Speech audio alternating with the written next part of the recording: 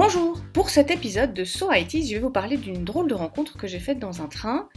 Mais avant, juste un mot sur un podcast assez cool que je vous conseille. Il fait aussi partie du label Podcut, comme So IT.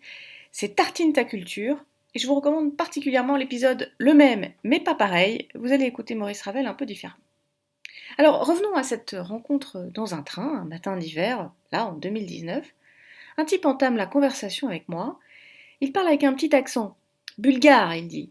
Oh là là, la Bulgarie, c'est chez Sylvie, ça, la Maritza, tout ça. Voilà d'abord ce qui m'a traversé l'esprit. Mais très vite, mon compagnon de voyage m'explique que depuis 30 ans, il travaille en France. Depuis 30 ans, oui, depuis qu'il a pu sortir de son pays. Oui, parce qu'avant, dans un monde séparé par un rideau de fer, des gens à l'Est n'avaient pas le droit de sortir. Et certains sont morts pour vouloir passer à l'Ouest. Et puis, un mur est tombé. C'était le 9 novembre 1989. À 5h moins le quart ce matin, premier coup de pioche sur le mur de Berlin. Des dizaines d'Allemands, Est et Ouest, sont montés sur le monument historique. La zone interdite est aux mains de la jeunesse allemande. Chacun leur tour, ils prennent la pioche, cassent un morceau du mur qu'ils gardent dans leur poche en souvenir. Le cadenas est cassé et les portes s'ouvrent. Vers 23h la nuit dernière, des milliers d'Allemands de l'Est ont forcé les frontières qui séparaient l'Est et l'Ouest. Les gardes frontières n'interviennent pas.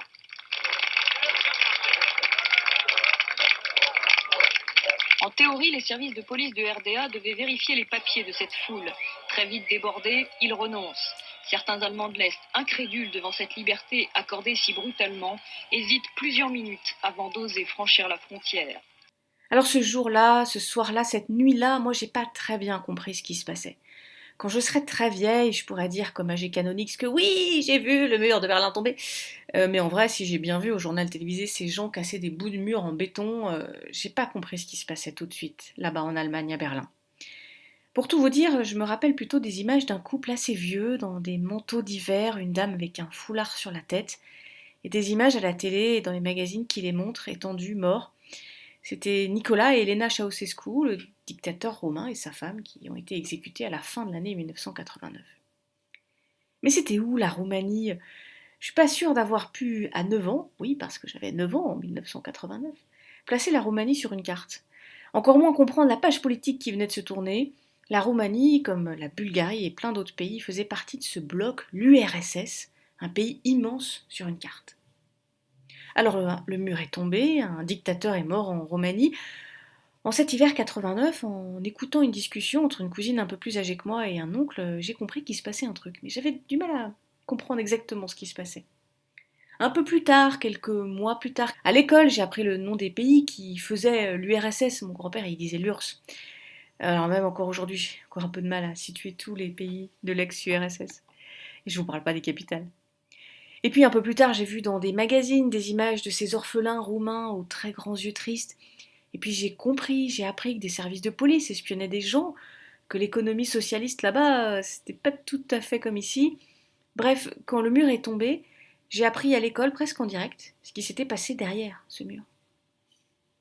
Aujourd'hui, j'ai un peu de mal à imaginer mentalement ce mur qui coupait des pays, qui coupait une ville en deux. J'ai du mal à me souvenir de ces deux drapeaux allemands presque pareils, mais pas tout à fait, que je confondais. J'ai du mal à me souvenir que Bonn, à un moment, a été capitale. Je me souviens plus de la voix de Gorbatchev. Et puis un matin de 2019, je croise un Bulgare dans un train qui me raconte un peu sa vie. À 20 ans, il avait pu quitter son pays, faire sa vie ailleurs. Et en me racontant ça, moi je remontais le fil. Je faisais quoi à 20 ans déjà? Et puis en 1989? Et vous, en 89, quand le mur est tombé, vous faisiez quoi?